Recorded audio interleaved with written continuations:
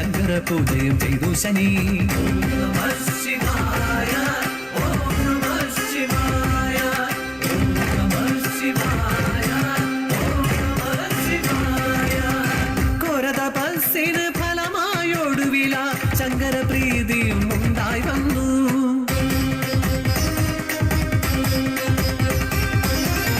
പുത്രനാണിവനെന്ന് സൂര്യനോട് അന്നേരം ചൊല്ലിനാൽ ദേവദേവൻ മന്ദഹാസം ചെയ്ത് ശംഭുവും അന്നേരം എന്നോട് ചേർത്തു ശനീശ്വരനെ.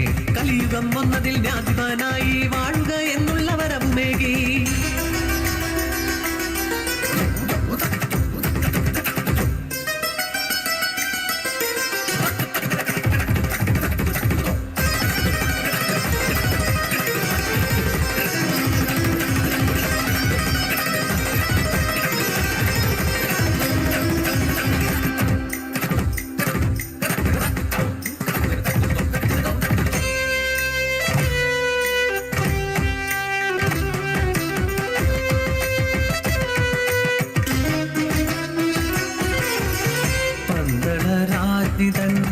ദീനം അകറ്റുവാൻ വൻപുലിയേറിനാൾ അയ്യനയ്യൻ.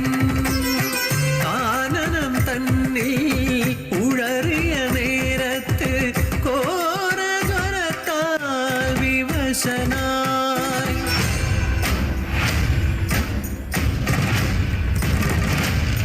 ഹരിഹരസുതനുടെ മാലുകൾ നീക്കുവാൻ ഹരനും ഉമയും സ്തുതിച്ചു നിന്നെ.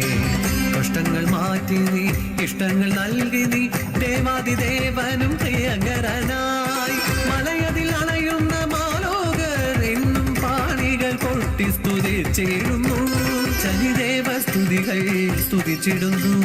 കാലമേ നീ രൂപമായി വന്നവനെ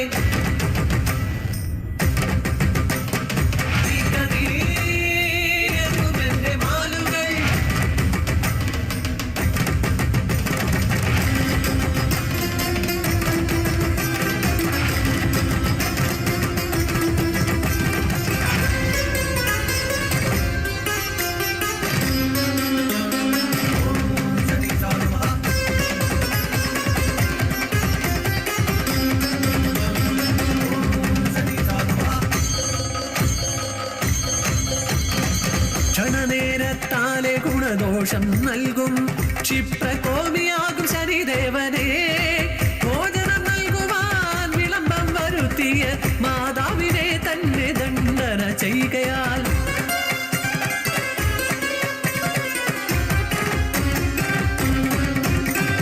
അമ്മതൻ ശാപഫലത്തിനാലെ ശനി ദിവ്യാംഗരൂപനായി മാറിയല്ലോ. പത്നിയോടുണ്ടായ വാക്കേറ്റം കൊണ്ടേറ്റം വർത്തമാൻ ദൃഷ്ടിയും കൈവന്നതായി.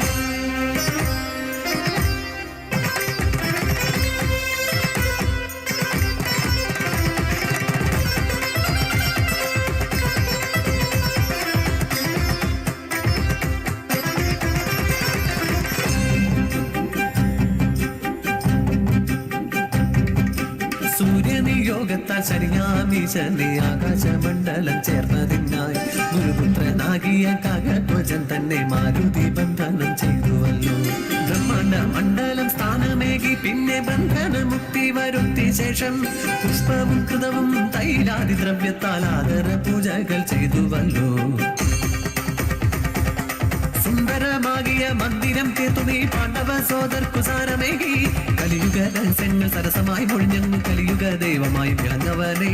ഹരിയും ഹരനും ഹരിഹരസുതനും പ്രിയനായി അരുളും പിങ്ങളനെ. ഇഹലോക തന്നിൽ സുഖദുഃഖദായകം സ്മരണീയമെന്നെന്നും നിന്റെ രൂപം.